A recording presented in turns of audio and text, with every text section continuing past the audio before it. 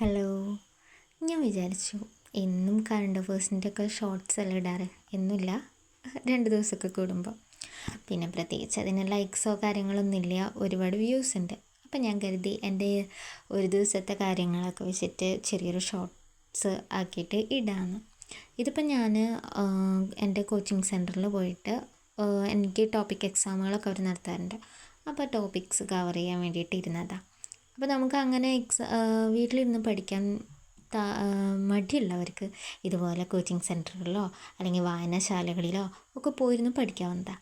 കാരണം വീട്ടിലിരുന്നാൽ ഇപ്പോൾ എന്നെ പോലെയുള്ളവരാണെന്ന് വെച്ചിട്ടുണ്ടെങ്കിൽ എന്തായിരിക്കും കൂടുതൽ ഫുഡ് കഴിക്കുക ഉറങ്ങുക അങ്ങനെയൊക്കെ ആയിരിക്കും കൂടുതൽ.